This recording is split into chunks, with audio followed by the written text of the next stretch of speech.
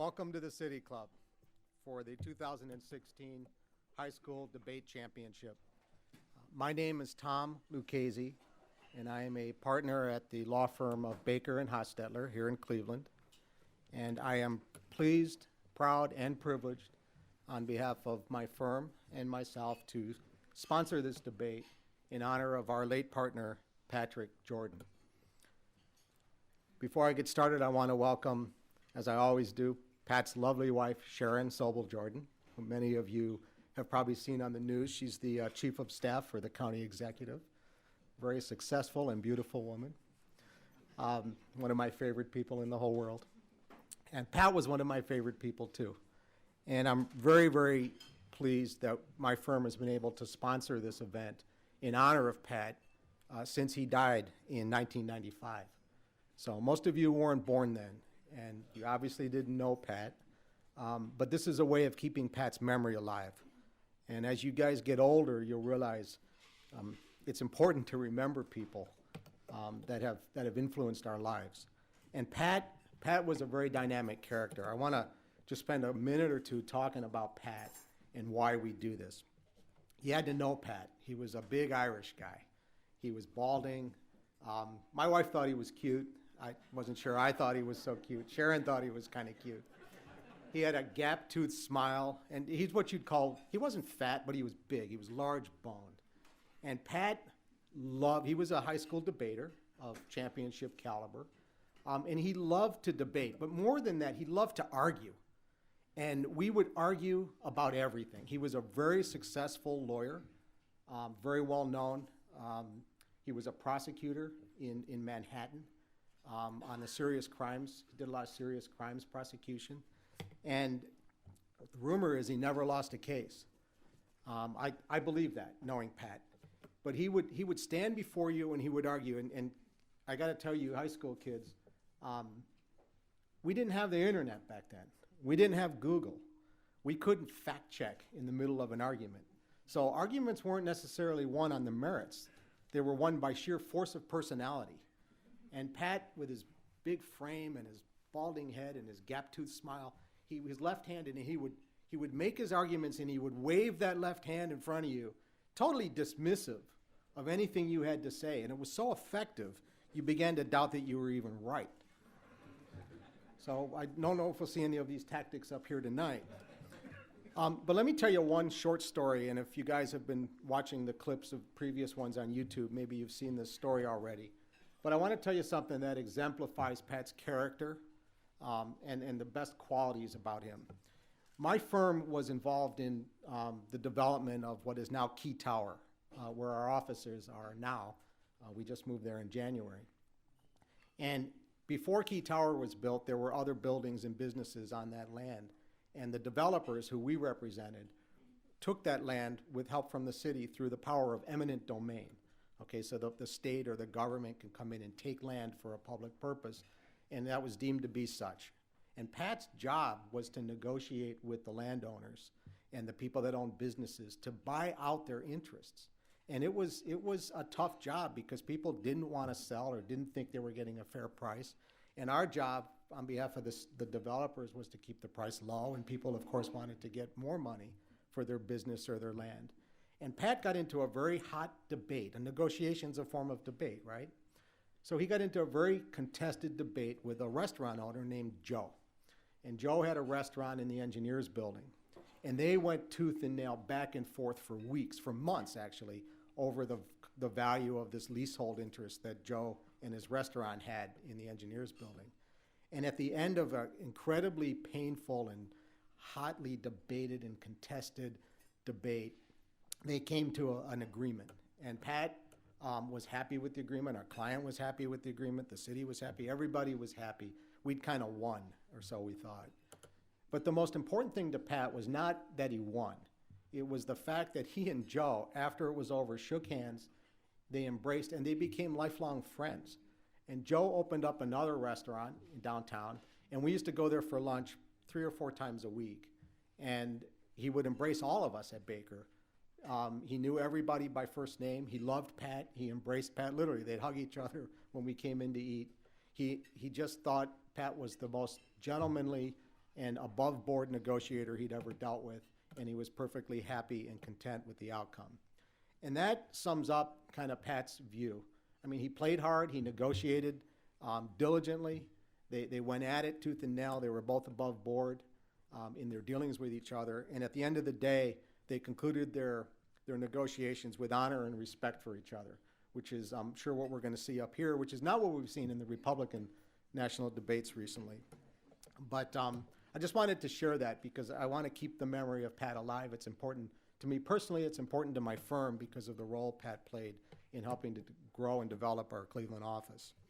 So with that, I want to turn this over to Nicole Kostelic from Hawkins School, who's going to introduce our debaters.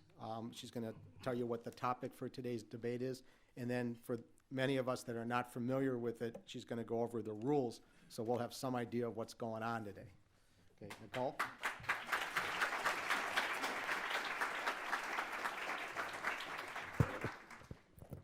Thank you.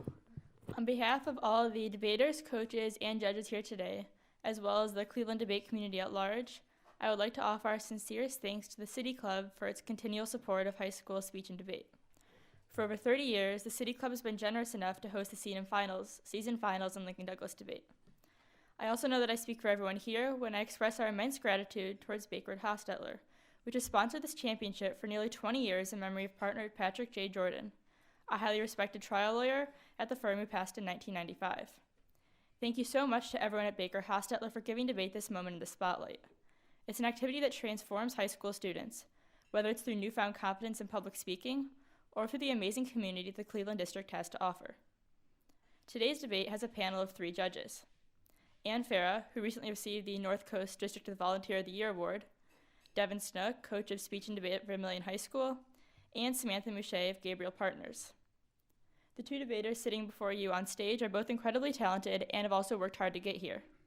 Omer Ashruf, a university school junior, coached by Mr. Peter Paik and Mr. James Lewis, and Gigi Protasiewicz, a junior from Hathaway Brown, coached by Jason Habig. Both of these debaters have qualified to the national tournament, which will occur in June. The debate that will take place is a Lincoln Douglas debate, which means that competitors must evaluate current political and social issues through a values-based lens. Resolutions in LD look beyond the simple benefits or effectiveness of policies and mandates, but at their fundamental levels of justice and morality.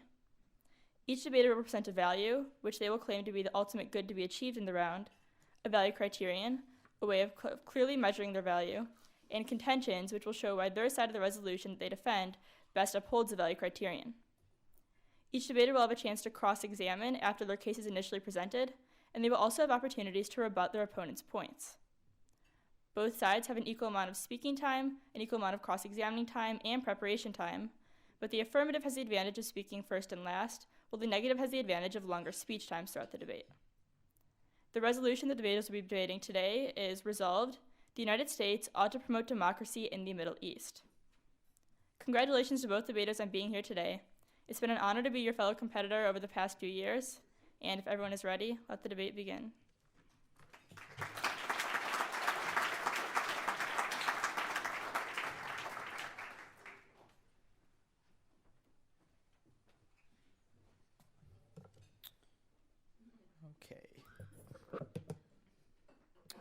So I'd like to begin by thanking the City Club of Cleveland and the law firm of Baker and Hostetler on behalf of the entire community for their continuous support of high school Lincoln Douglas debate and allowing us to show the Cleveland area, the entire city of Cleveland, the activities that so many teenagers, that so many students love and dedicate their weekends to.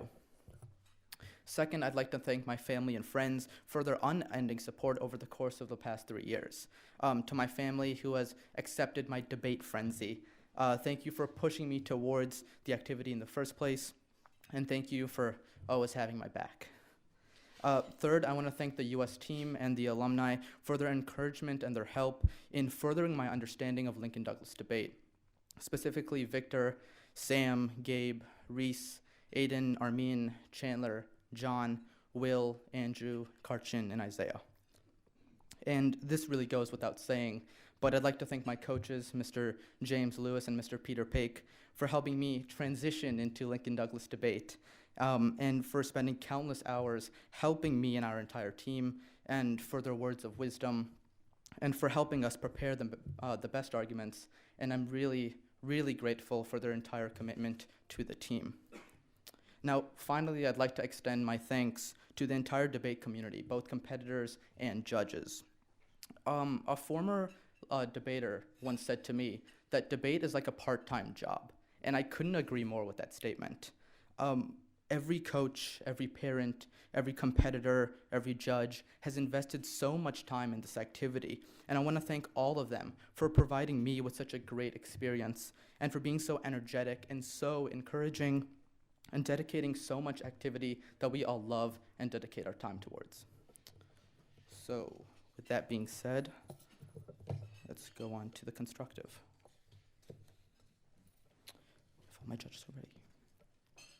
Gigi, let's begin. The world must be made safe for democracy. Its peace must be planted upon the tested foundations of political liberty. We shall be satisfied when those rights have been made as secure as the faith and the freedom of nations can make them. Because I agree with Woodrow Wilson, I affirm resolved, the United States ought to promote democracy in the Middle East. Democracy is a system of government by the whole population or all eligible members of the state, and is one with representative institutions and a rule of law. The highest value in today's debate is that of justice, defined as giving each his due. We must strive to give all people what they are due, what they deserve. In order to do this, the United States government has an obligation to strive to protect the liberty of all people. Liberty is an inalienable right of each and every individual, which exists independently of any type of citizenship or any state, and stems from our intrinsic worth as human beings. Thus, the value criterion for today's debate will be protecting liberty. In other words, the way in which we measure whether democracy promotion is just or not is by looking to see which side in this debate best provides for the protection of liberty. My first major line of argument is that democracy promotion protects the liberty of both the citizens of the US and of the Middle East. The first subpoint is that democracy promotion reduces terrorism.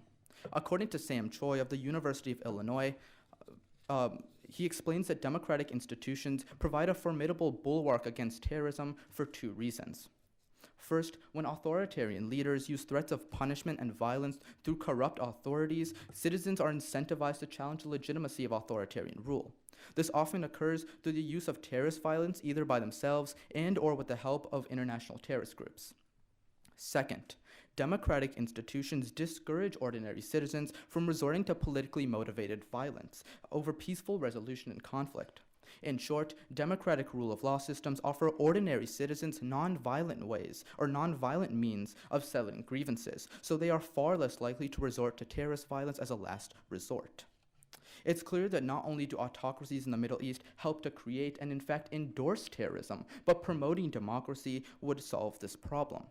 Additionally, Azim Ibrahim of the Institute of Social Policy and Understanding writes that improving our image, especially to the Middle East and especially to the Muslim world, would cripple terrorist recruitment operations and would deter citizens from joining terrorist organizations.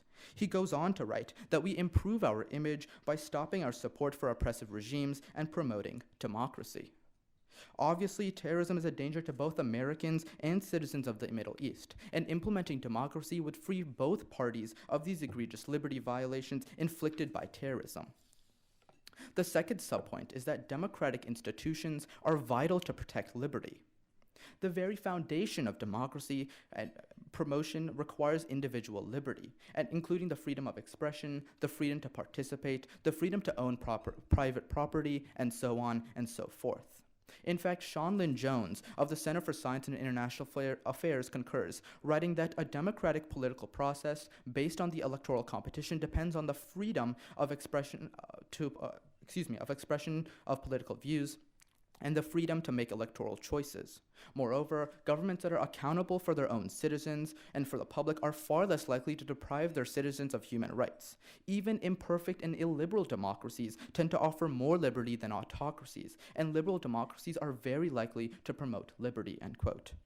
When we examine the examples of Tunisia or Turkey, two nations in the Middle East that are developed democracies, we see that democracy is compatible with the Middle East. In Egypt and in Jordan, two nations that have specifically received democracy promotion aid from the US and are developing democracies, we see that the US's effort to promote democracy is also successful. In short, the promotion of democracy and the democratic institutions give the individual the liberty to influence his or her own government. All men and women, by virtue of their common humanity, have a right to freedom. My second major line of argument is that democracy promotion allows the US to exercise its own liberty to disapprove of the atrocities in the Middle East. Over the past decade, we've seen the formation and dominance of radical terrorist groups such as Al-Qaeda and ISIS, ruthless dictators who are actively trying to kill their own citizens, and the genocide of minority groups. In fact, Americans witness human rights violations in the Middle East on a daily basis. The first subpoint is that the US has an obligation to reject such atrocities. The US is justified in intervening if and when a certain government or nation has violated the liberty of its own people. In addition, by not acting in the face of these atrocities, the US tacitly approves of these egregious rights violations. Affirming allows us to avoid the moral culpability of standing by and doing nothing. The second subpoint is that promoting democracy represents a rejection of the current atrocities. Intervening in the region reflects the US's firm belief that the aforementioned actions are immoral. Promoting democracy is a key way for us to send the moral message that the violations of human rights, that genocide, that terrorism are morally repugnant and impermissible in the international community. It sends the message to the international society distinguishing right from wrong and resulting in a more just society both domestically and abroad. Democracy is a long-term solution that prevents these atrocities. Thus, this form of intervention exemplifies a rejection of the atrocities, allows the US to demonstrate its liberty by sending a moral message to the world, and prevents tacit approval against these crimes against humanity, all of which protect our liberty. For the aforementioned reasons, because promoting democracy is both the right thing to do and in our best interest, we have no reason not to affirm. Thank you. Thank you for joining us at the High School Debate Championship at the City Club of Cleveland. I'm Nick Costell here with Sebastian Williams, a sophomore at Gilmore Academy. He is also involved in debate there, and we will be talking with you throughout the hour about what we're seeing and about how debate works as we're waiting for our competitors here to prepare their next arguments. Sebastian, I wonder if you could just explain quickly here, how long have you been debating for? So this has actually been my second year debating, but I did what's called congressional debate my 8th grade year. So what that basically is just more so focusing on the specific implementations of the kind of general principles we're talking about here in Lincoln Douglas debate. So I've seen both sides of the debate. I've talked about the moral sides, kind of discussing the very principles that go into legislation, but I've also actually talked about the legislation itself. And it looks like we are about to return to the debate in just a moment. If you're ready. So throughout your case, you talk a lot about how democracy has positive effects such as reducing terrorism, correct? Sure, that's the first subpoint under my first contention. So is democracy promotion in the Middle East necessarily going to mean that these countries are becoming democracies? Okay, so once again, let's look back to my definition of democracy. So once again, it's a system of government by the whole population, are all eligible members of the state. It's one with representative institutions and one of a rule of law. So again, when a country in the Middle East becomes a democracy, it exhibits these traits. Okay, but if you don't mind answering my question, does democracy promotion mean that these countries are going to change into a democratic form of government? Well, yes, that's the goal. So when the United States promotes democracy, say in Egypt, the United States is going to come in and Egypt will just transform into a democracy? I mean, yes, that's the affirmative stance. Could you just reiterate what are some examples of successful democracy promotion that you I'd talk love about? to. Yeah, so once again, in my constructive, I look at Tunisia and Turkey. Not only that, but I actually advocate Okay, for the so- example. Can I finish? Do you Yeah, mind? sure. Also, Egypt and Jordan. Both of those countries have specifically received U.S. democracy promotion aid and are now developing democracies with successful parliaments. Not only that, you can look to examples such as Israel as well. Okay, so what has the United States done that promoted democracy in Turkey? Oh, no. Turkey and Tunisia are two examples of developed democracies that became democracies on their own. Okay, so those aren't applicable to the resolution then, correct? No. What I'm saying is that those are two prime examples about how democracy is compatible with the Middle East. Okay, and you talk about Jordan. Jordan is a monarchy, correct? Yes, but it also does have representative institutions and a functioning parliament that involves the political participation of the individuals. But just to clarify, Jordan is not a democracy then? Well, okay, once again, I'm saying that it's a developing democracy in the sense that it has representative institutions, it does have a rule of law, and it does have a functioning parliament. So you would say that Jordan is becoming more like a democracy then? Sure. Okay, so would you say that it's important to consider the effects that democracy promotion policies will have in the Middle East? Okay, so first and foremost, we should be looking to the moral obligation of the United States. And yes, after that, we can look to, I guess, the pragmatic sense of it. So then, would you say that it's morally right or just for the United States to try and implement policies that will have significant negative effects? Well, once again, I've kind of disproven that. Once again, look to my first contention. I say not only do we reduce terrorism threefold, but also democratic institutions provide not only a formidable bulwark against terrorism, but also liberty for each and every individual. Just quickly, I didn't hear the threefold statistic about terrorism in your case. No, not threefold. There's three separate reasons. Okay, thank you. Of course. You're listening to the High School Debate Championship at the City Club of Cleveland. That was Gigi Protasiewicz of Hathaway Brown School and Omer Ashruf of the University School debating. I'm Nick Castell with IdeaStream. I'm here with Sebastian Williams, a sophomore at Gilmore Academy. So what we just saw there looked like cross-examination. Yeah. What were they doing? So the first cross-examination is usually done by the negative going on the affirmative. Basically, just asking them questions not only about clarification on their case, but also about trying to hammer in the points she might see kind of problematic with this case. So you're trying to find weaknesses in their argument. Yeah, That's the and also idea. get some clarification going on too. For example, she was talking about whether or not she actually saw democracy promotion being effective in the past. That was kind of the point she's trying to get through in cross-examination and trying to see whether or not he has a sufficient answer to that so she can better construct her constructive. So we've got some judges who are watching all of this, and when you are debating, what are you trying to do here? Are you trying to convince the judges to agree with you or something else? So the debate is kind of about persuasion, but also about kind of winning the arguments. So when you look at a judge, they're taking notes at the same time, right? They're trying to make sure you made the arguments and then the opponent's responding to them, and then you respond to the arguments they made back to you. But at the same time, you also want to be persuasive, meaning you want to try and get the technical arguments out and you want to try and win those, but you also want to present it in a very clear fashion in which your average man on the street or woman on the street could be able to understand it effectively. Mm-hmm.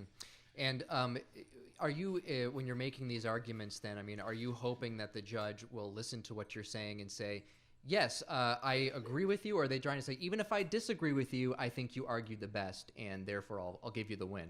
Yeah, so debate in and of itself is kind of like a game. You have your arguments, and you have the arguments that they make against your arguments. And it's all about which debater can best pull through the arguments they make in their constructive and trying to bring it into the end and show how it functions in the round and as a reason as to why affirming would ultimately lead to the best upholding of your mutually shared value. And we'll get a taste of that in just a moment here as we return to the debate. Just before beginning, I'd like to thank a few people, my coach, Mr. Habig, all of my teammates on the debate team, and the City Club and BakerHostetler for making this event possible. I negate the resolution. Resolved, the United States ought to promote democracy in the Middle East. For the sake of clarity, I will provide the following observation. It is the affirmative's burden to continue to demonstrate tangible benefits of democracy promotion, as in no world is it just for the United States to implement foreign policies that have only negative impacts on the millions of people living in the Middle East. The value for this round is justice, defined as giving each their due. The United States government must endeavor to pursue policies that result in just outcomes, both for its citizens and in the world as a whole. The value criterion is encouraging global stability, for two reasons. First, in order for dues to be able to be given and received, a stable environment must exist. Without such a setting of stability, it is extremely difficult to achieve justice, and it is very difficult for countries to pursue their own just policies. Second, a stable environment throughout the world helps to ensure justice for citizens of both the United States and of other countries. With that in mind, I will offer the following two contentions to support my argument. Contention 1. Democracy promotion increases terrorism. After the U.S. entered Iraq in 2003 to topple the dictator Saddam Hussein, terrorist attacks in the country increased greatly. Moreover, terrorists in Iraq were able to innovate and develop new methods that spread to regions where they had not previously been in use. Clearly, not every form of democracy promotion would take the form of an invasion, but this example serves to illustrate how a negatively perceived foreign presence in a country can spark backlash and conflict. According to Pew polling, many countries in the Middle East have a clear negative view of the United States. Thus, United States attempts to involve themselves in these countries' politics causes anger and anti-US sentiment.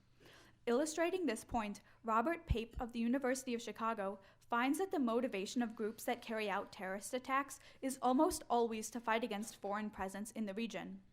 Furthermore, James Piazza of the University of North Carolina, after examining 30 years of data on the effects of democracy promotion in 19 Middle Eastern countries, found that democracy promotion actually increased terrorism. Therefore, we can see that the United States' promotion of democracy in the Middle East only exacerbates the problem of terrorism. Contention 2. Democracy promotion is not effective. One key factor leading to the ineffectiveness of democracy promotion is backlash from foreign governments. Richard Lugar of the National Endowment for Democracy writes that governments receiving forms of democracy assistance are increasingly unwilling to accept it, and often take measures to restrict and reduce the effects of democracy promotion. Some of these measures may include cracking down on political opponents and pro-democracy organizations. Thomas Carothers of the Carnegie Endowment for International Peace explains that authoritarian political regimes have denounced democracy promotion as interference and retaliated against NGOs. In fact, in 2013, over 90 countries worldwide had prohibited foreign funding for local NGOs. Moreover, even in the rare cases where democratization occurs to the point where elections are held, it in no way means that governments beneficial for liberty and human rights will be elected. Look to the following two examples. First, in Palestine, when elections were held, the people elected Hamas, a terrorist group that continues to carry out attacks in the region. Second, in Egypt, the people elected Mohammed Morsi of the Muslim Brotherhood, a political party that sought to consolidate power and establish theocratic rule. Clearly, even when elections take place, it does not guarantee favorable outcomes for U.S. interests or minorities in the Middle East. Walter Mead of Bard College summarizes, explaining that despite the countless amounts of time and money that the United States and European countries have spent trying to encourage the growth of democracy, their policies have not been effective. Thus, democracy promotion is not effective at causing actual, beneficial change and has the potential to actually destabilize countries. For these reasons, I negate the resolution. Now, moving on to my opponent's case, we both present the value of justice, so that's the lens that we're going to be looking at to evaluate today's round. Now, my opponent presents the value criterion of basically liberty, and I have one main problem with this value criterion, which is that people cannot exercise any liberty or have any liberty at all when the situation is unstable. For example, if it's the middle of a civil war, you are not going to have any way to choose what you want to do in your own life. You simply have to flee the situation or die. That is no liberty whatsoever, and that's the reason why we need to have stability before we have liberty. So for that reason, we have to prioritize my value criterion of encouraging global stability. So in my opponent's first contention, subpoint A, he talks about how democracy leads to a decrease in terrorism. Now, you can apply a lot of the stuff that I talk about in my own first contention, but additionally, it's important to note that his contention is contingent on democracy promotion actually leading to countries becoming democracies, which, as I show in my second contention, is certainly not the case. Secondly, even if you look at this logically, even in situations where countries do become democracies, if terrorists do not achieve their goals through democratic avenues, that doesn't mean that they're simply going to give up and be persuaded to follow other measures. So even just logically, you can see there that democracies aren't going to reduce terrorism. So, and another key issue with this is just look to my studies on this point. Remember, James Piazza looked at over 30 years of data and found that this point just simply doesn't stand up. Democracy promotion doesn't reduce terrorism. So in his subpoint B, my opponent talks about how a lot of democratic institutions protect people's rights and liberties. Again, this all depends on democracy promotion actually causing democracy, which is going to be a key point in today's debate. Additionally, he brings up a lot of examples such as Jordan, which, as I mentioned in cross-examination, is not even a democracy, it is a monarchy. So clearly that is not very relevant to today's discussion. So in my opponent's second contention, he talks about how democracy promotion allows the U.S. to disapprove of atrocities with the subpoints of basically the United States has an obligation to do something, and democracy promotion means the rejection of atrocities. So the main issue that I take with this contention is that above all else, it's not going to be justified for the United States to intervene in situations in cases where it is obvious from past examples and current evidence that intervening will only exacerbate the situation and cause more harms than benefits. It's simply not just, which is the value that we're looking at in today's round, for the United States to pursue foreign policies that are only going to harm the lives of the people living in the Middle East. And clearly you can see that democracy promotion harms countries by increasing terrorism and increasing instability. So for these reasons, I negate the resolution. Thank you. That was Gigi Protasiewicz of Hathaway Brown School delivering the negative to the following resolution. The U.S. ought to promote democracy in the Middle East, and now we will continue with the debate. Okay, Gigi. Yes. My judges are ready. Fantastic. Let's begin. So let's start off with your criterion of global stability. How do we ensure global stability? Well, I would say that we don't need to 100% ensure global stability, but Right. the United States should take policies that would attempt to preserve stability and make sure that we're not causing more instability. What does it mean to be stable? What does For that mean? example, if a country is actively at war or involved in a civil war, then it is not stable. Okay, so countries in the Middle East are stable. Yes or no? Could you clarify?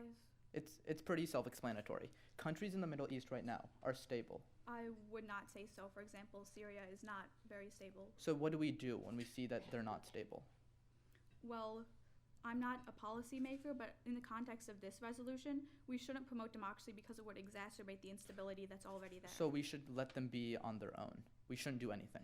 I'm not saying that the government shouldn't do anything. I'm saying that they should not do democracy promotion because that would harm the situation. So then what should they do in the face of these atrocities? Well, it's not necessarily my responsibility to promote any sort Well, of yeah. plan that the United States needs to follow. Okay. But when we're looking at the benefits and harms of what democracy promotion does, then clearly there are Okay. basically negative consequences. Great. So you don't really touch upon the moral aspect of today's resolution. Why does the U.S. have a moral obligation to not promote democracy? Well, I would say that it's a pretty big moral obligation not to put the lives of millions of people in the Middle East at risk, and that's exactly Okay, what would happen. so let's in a talk about your friendly world. examples really quickly. In Iraq, what was our approach to this, to promoting democracy? The United States intervened militarily. Okay, so can't we just not do that next time? Well, there are multiple different ways to promote democracy. Right. However, all of these policies, as I talk about, are basically going to be seen as foreign intervention, and that's going to cause backlash and an increase in terrorism. So every single form of democracy promotion is going to cause backlash. Well, all the forms that are the United States intervening in the politics and affairs of a country in the Middle East. Okay, so just like to reiterate, every single form of intervention will cause backlash. Democracy promotion specifically, yes. Okay, so what about the successes in the Middle East, like when we look to Egypt, or something as simple as Jordan, which does have democratic institutions? I'm glad you brought up Egypt. I actually talk about that in my own case. Okay. And what happened in Egypt is currently the democratically elected government isn't even in place anymore because there was a coup that overthrew it. Right, but now they have a parliament, right? Well, the fact that there was a coup and overthrew it basically means that there wasn't respect for the rule of law, which you talk about as key to democracy. Okay, but what's their current state? What's their political atmosphere right now? Well, as I said, it's ruled by basically military leadership, the coup that overthrew it. Okay, we'll move on. So you bring up this example of Hamas gaining power in Palestine, correct? Yes. Okay, so are they still in power? I can't speak to as of this very moment, Oh. but I can tell you that they That's are still unfortunate. committing Do you know- atrocities. Do you know what happened? Do you know what happened after they gained power in Palestine? I believe that's time. Okay. You're tuned to the High School Debate Championship at the City Club of Cleveland, and you've just heard Omer Ashruf of University School and Gigi Protasiewicz of Hathaway Brown. I'm Nick Castell from IdeaStream here with Sebastian Williams, a sophomore at Gilmore Academy. Now, the resolution that's being debated right now is the U.S. ought to promote democracy in the Middle East. Correct. It's a pretty heavy topic. Right. Are all the topics that you deal with in high school debate so big and serious? Well, usually all the topics we discuss are like relevant moral questions that somehow affect us. For example, one very recent one was whether or not the United States should allow people or allow adolescents to make autonomous medical choices. So each one has this kind of like overview-ish theme that kind of talks about like whether or not the government or whether or not an individual has such a moral obligation to do something.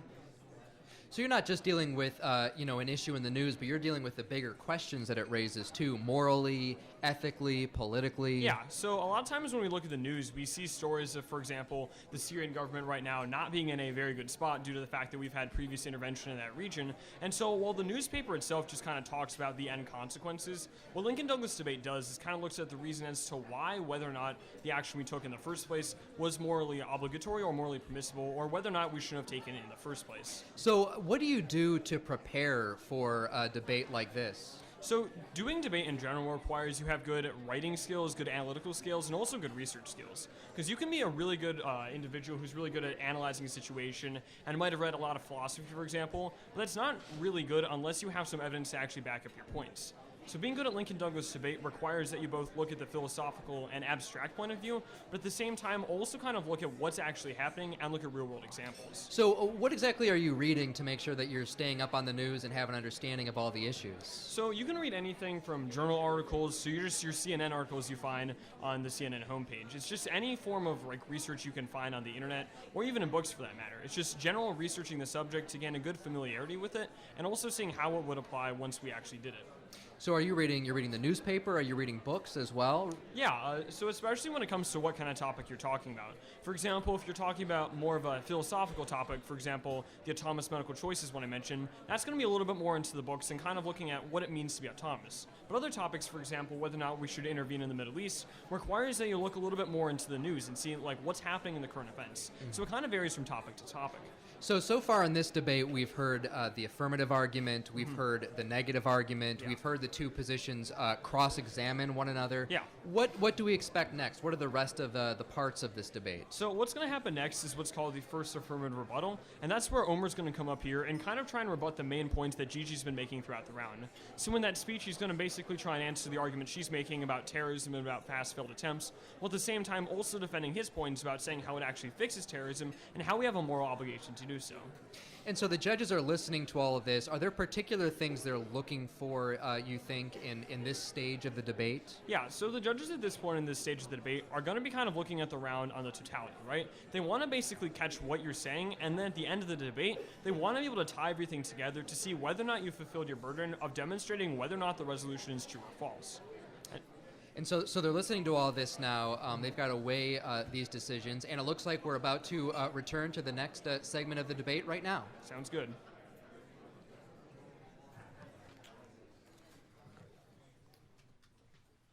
Okay. So, just as a brief roadmap for the judges, I plan to attack the negative and then go back and defend the affirmative stance. Okay, so if the judges are ready. Gigi? Yes. Let's begin. So starting off with the value of justice, I agree with this. We're looking to the dues of each and every individual. So moving on to our criterion of global stability. Now, I have a couple problems with this. First of all, it's very vague in the sense that she doesn't tell us, one, how to achieve it, or two, what it entails. Once again, like she conceded in cross-examination, there are certain countries in the Middle East that are not stable at this moment. Thus, we have to be proactive and take stances to promote democracy to make sure that they are stable in the long term. Going on to our first contention about terrorism, once again, I have a few problems with this argument. So first of all, she kind of sidesteps my three arguments that I make. First of all, that autocracies cause the problem and endorse terrorism. Second, that democracies in fact solve it. And third, that we're improving our image to the Middle East. But also, she brings up this example of Iraq. Once again, there's a couple problems here. First, when America intervened, it had no set plan. A lot of mistakes were made, not because of the problems of democracy, but because of implementation itself. So the answer is very simple. We go into the Middle East and we have a set plan and we don't intervene arbitrarily or militarily. Once again, the only example she brings up is Iraq. I've already addressed this, that this was tied to U.S. military intervention. There's so many other ways to promote democracy. We shouldn't just be tied to U.S. military intervention. And the idea or the country of Iraq really is irrelevant as her argument because there's so many different ways to promote democracy. Going on to our second contention about how it's not effective. First of all, once again, this contention doesn't make a whole lot of sense. Remember that there's so many ways to promote democracy. It's not fair to say that every single form of promoting democracy is going to be ineffective. Furthermore, according to the NPR and the Pew Research Center, a lot of citizens of the Middle East are proponents for democracy and actually are advocates for democracy. What agitates them the most is when foreign powers look at them and don't do anything and passively stand by, which is what we'll be doing if you negate today's resolution.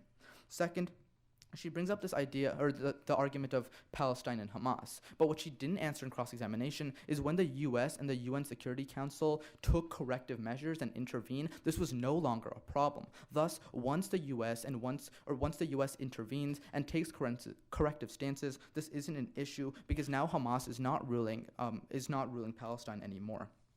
So with that being said, let's go into my side of the arguments. So against my criterion, she only has one response, that liberty can't be reached without stability. First and foremost, we don't know what stability entails. Furthermore, she doesn't tell us how to achieve it. My advocacy is that we promote democracy to make sure that we do achieve stability. Furthermore, she doesn't refute the argument that we still have an obligation to protect liberty of each and every individual, that it is a fundamental due of each and every individual.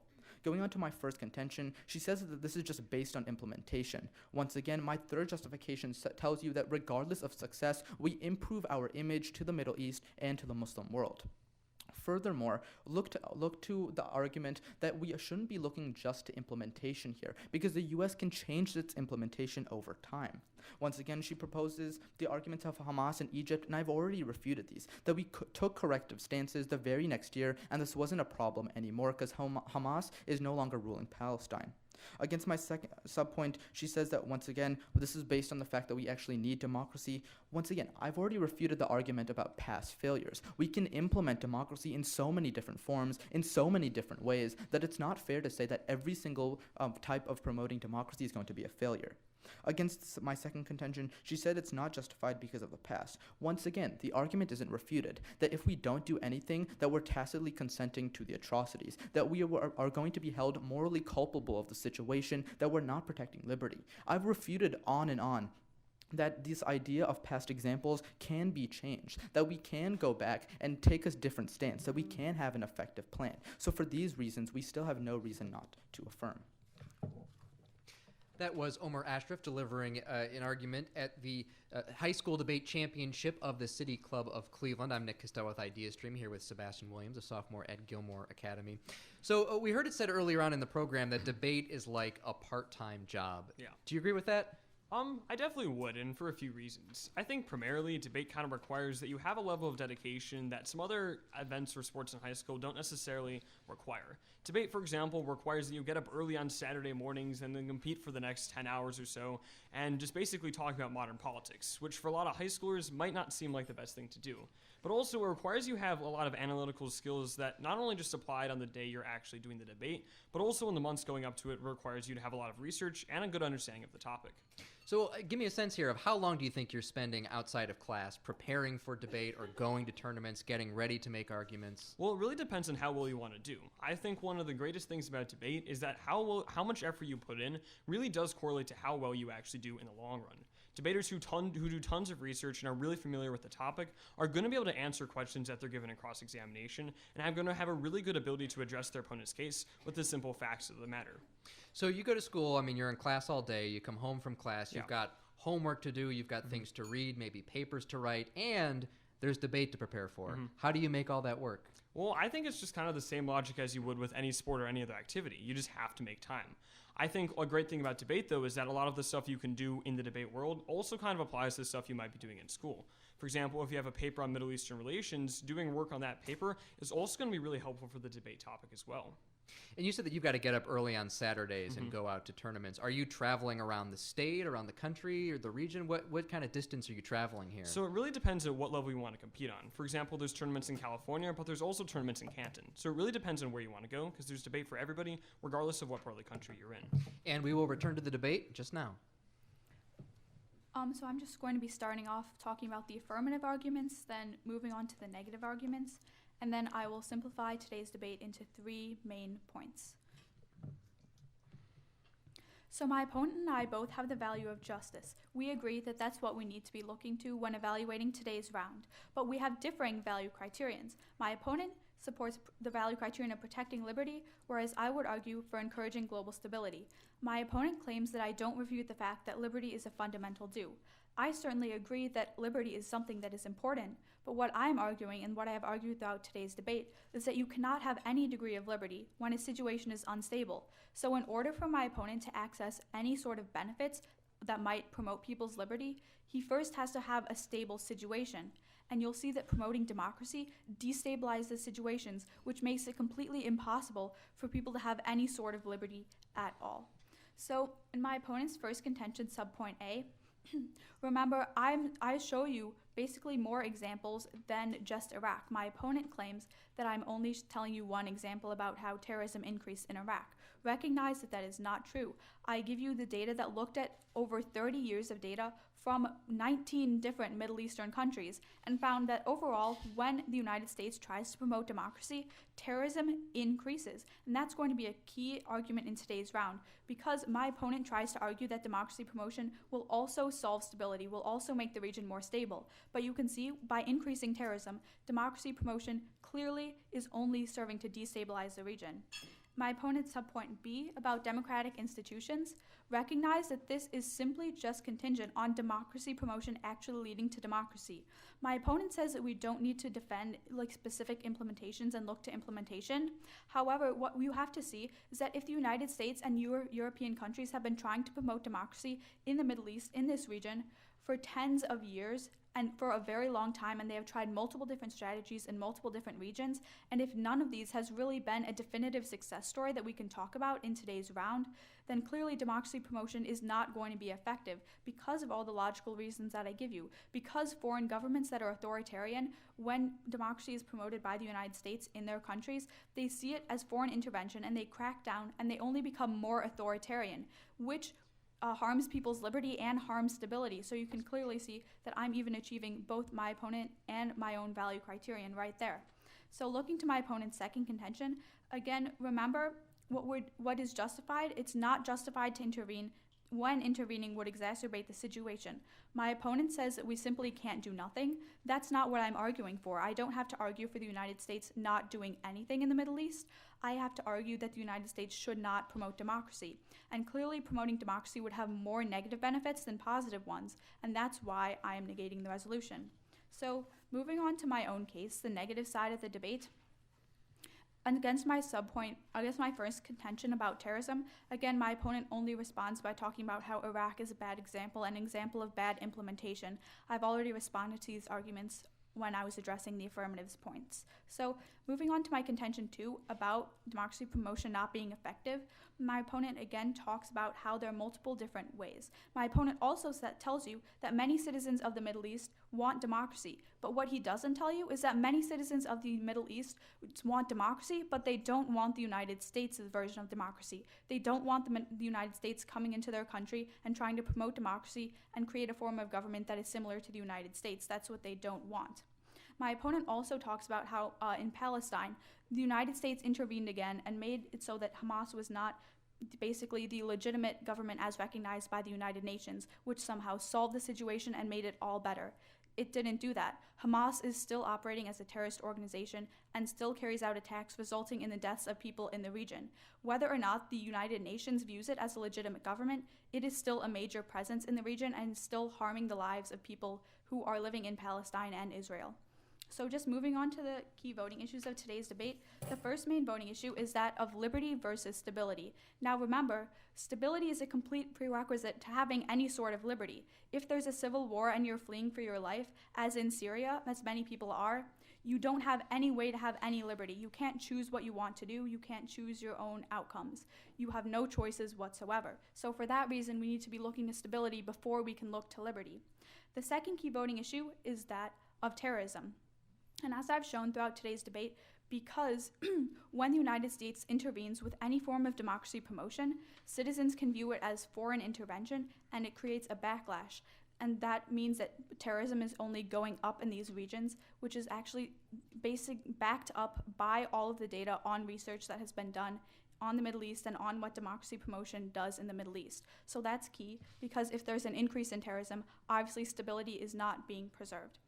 And the third voting issue is the effectiveness of democracy promotion. So this is going to be a key voting issue in today's debate. As I've shown throughout my case, democracy promotion does not lead to democracy. That's not something that my opponent can just assume. That's not going to be, that's not necessarily a fact that will occur in the affirmative world.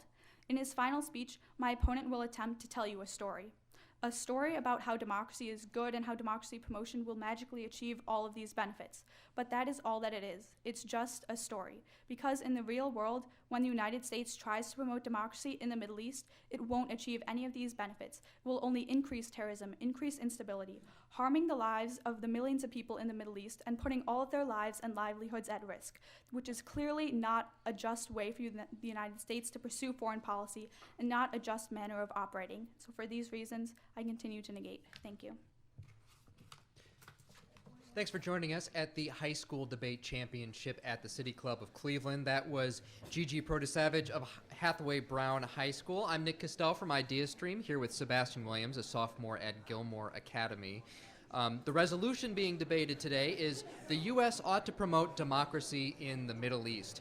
Now, we heard something in that last moment there. She was talking about voting issues to the judges. What exactly are voting issues? So the way a voting issue, I guess, is kind of framed in debate is based off of what it means to, like, vote for somebody. At the end of the round, when the judge signs the ballot saying they voted for this debater, what a voting issue is supposed to do is basically try and give a really clear reason to the judge as to why you should be voting for the side who's giving the voting issues. So what Gigi did in her last speech was basically kind of summarize the major points and explain why specifically, under the value criterion of the round, why they should ultimately be voting neg. And now we're going to see Omer's own version of these voting issues. And now we return to the debate.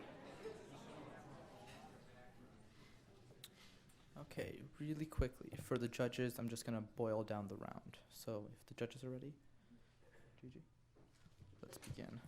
Okay, so we've already established in today's debate that there is a need for the U.S. to protect the liberty not only of its own citizens, but the liberty of the citizens of the Middle East as well. In fact, it would be hypocritical not to do so. We come home and we say that liberty is a universal due of each and every citizen, yet we don't go out universally and promote liberty. So once again, liberty is a due here. It's the most fundamental due. It's something that's intrinsic to us, intrinsic to each and every individual, and thus we must take stances to promote and to protect people's liberty. Once again, global stability is good, and we should advocate for global stability. But first and foremost, we look to liberty, not just because global stability is a prerequisite, but we have to remember that we're looking specifically to dues of each and every individual, and at the most fundamental level, we are due liberty. So the second point that I really want to emphasize is this idea of feasibility. So we know that democracy is compatible with the Middle East, and we know that it can be promoted successfully. Once again, I've discussed Turkey, I've discussed Tunisia, I've discussed Egypt, I've discussed Jordan, all of which the U.S. has used a variety of tools to handle the situation.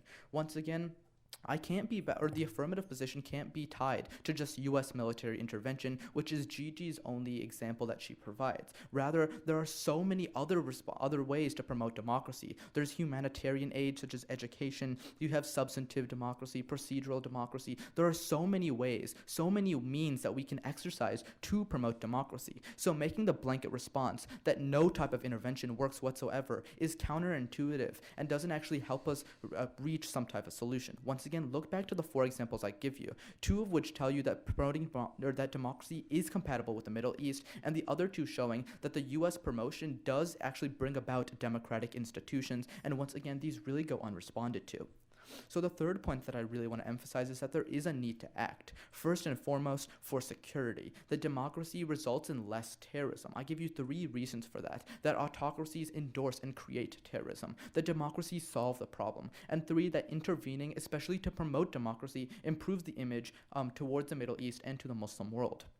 Furthermore, it's our best way to signal our rejections of the atrocities that we know are taking place in the Middle East, and we have to avoid culpability of the situation by promoting democracy. Furthermore, we have to understand that democracy is conducive to the protection of rights. It's a long-time solution. Once again, look back to what I say in my constructive. I show that democracy, the foundation of democracy, protects rights. And it's more than just implementation here. It's more than just solvency. Gigi can't just come up here and say, well, we can't look to the moral obligation because it won't work out. I've already refuted that it can and that it will work out because there's so many ways to promote democracy, but also not only is it the right thing to do, but it's in our best interest for both parties, the citizens of the Middle East and the citizens of the U.S. So once again, for these reasons, we have no reason not to affirm. Thank you.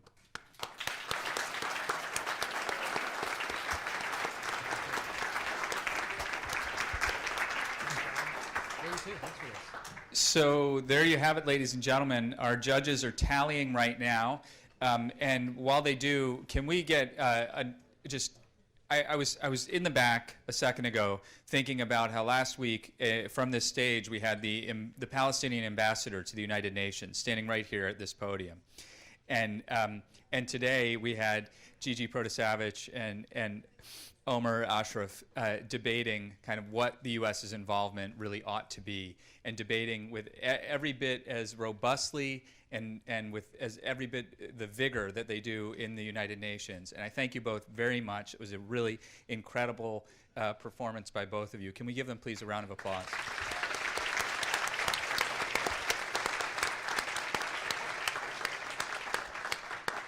So I may vamp a little bit up here for a moment, and I should say for the benefit of the listening audience, I'm Dan Moulthrop, the Chief Executive here at the City Club. But let me ask you both a question. I want to ask you to both step up here as this is a really nerve-wracking moment for you, and I'm going to make it even worse. So stand up here for a second. I'm going to step off to the side, both of you. I just have a couple of questions for you.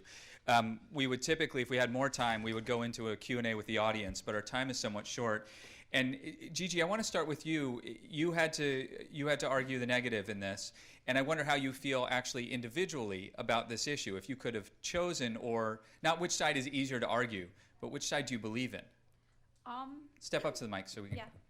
So I would have to say that personally, I would probably agree more with the affirmative because there just are so many possible implementations. But I try my best to argue for the negative. Is it hard to do that? Well, as a debater, you have to argue for both. So I wasn't very upset that I had to argue the negative today. Mm-hmm. And Omer, what about you? How do you feel about the issue? Right, I actually agree with Gigi. I would stand with the affirmative, not only because there are so many forms of implementation that it's hard to narrow it down to just one, but because of all the positive benefits, all the positive effects of promoting democracy. And I think it really is just a worthwhile means, a worthwhile way to solve the current atrocities in the Middle East. Can you give the audience here in the room and also the listening audience, Gigi, a little bit of a sense of what was going through your mind from the moment in the back room where you realized that you'd be arguing the negative until you actually came up to the lectern? Well, so obviously once I realized I was arguing the negative, I just had to start getting more in that mindset, think about what sort of arguments I needed to say, focus in on my own arguments, and just come into the debate with the mindset that I needed to be able to clarify the debate in my speech so that all the judges and all of you could still remember what I said even after hearing Omer's very nice final rebuttal. Did he do okay? Yes. Omer, I have a question for you unrelated to what we've just done, but you've both, I imagine, been watching the presidential debates, yes. And I wonder if you have any thoughts or critiques. Any side in specific? Well, I mean, are they good debaters? Oh boy. So we'll see that a lot of one side more than another. We'll debate more about policies. We'll debate more about what is best for the American people. And I feel like one side particularly debates more about the size of your hands, or also different, I guess, ad hominem attacks. So really, sometimes when I watch this debate, I think that it's kind of counterproductive, that it isn't really helping us progress to a better America. Mm-hmm. But again, I think both of them both candidates from both sides, both Democratic and Republican, are both very great speakers. Mm-hmm. All of the candidates. Gigi, I'm sure you've been watching them as well. Do you think there's any one candidate from the very beginning, when we had like 17 on the Republican side? Anyone who you think is like probably the best, just at the pure skill of debating? I would say that that's really hard for me to judge for myself. I wouldn't be able to pick out a clear favorite among the Republican candidates. Or the as a whole. Democrats, like just across the board, either side? I wouldn't say that like any one of them is probably just a much higher level speaker than the others. I would have to say that it probably would come down to their policies. Okay. I think in a moment here, I'm looking over here. Are we almost ready? We're nearly ready. We're nearly ready. So anyway, here we are. Omer, what do you think? You indicated before you actually started, when you were thanking, I think, 8,000 people who have all participated in helping you get to this point. But it sounded as if this transition into debating was something relatively new for you. How has this been for you, and how have you gotten so far so quickly? Right. So actually, my freshman year, I started off doing public forum debate, and then both my coaches thought it'd be the best idea for me to move on to Lincoln Douglas debate, and I couldn't agree more with that. I think the idea of debating about ethics and moral obligation is really something that suits me and Gigi, and I think the way to do well in this event is really examining not only philosophy or like the philosophical question that the resolution proposes, but also looking to whether or not the United States has a moral obligation to affirm or negate. Great. Omer, thank you very much. Gigi, thank you very much. And now we welcome back to the podium Tom Lucchese of BakerHostetler to award the prizes in this great championship. Well, once again, I'd like to give a big hand to both of our debaters for a phenomenal job.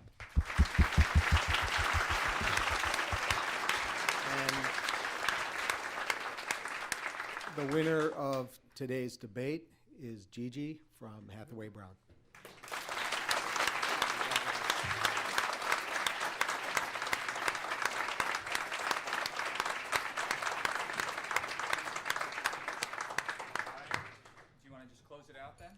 And does this conclude everything? This concludes everything. Well, this concludes the 2016 High School Championship debates here at the City Club. Thank you for coming. My favorite part.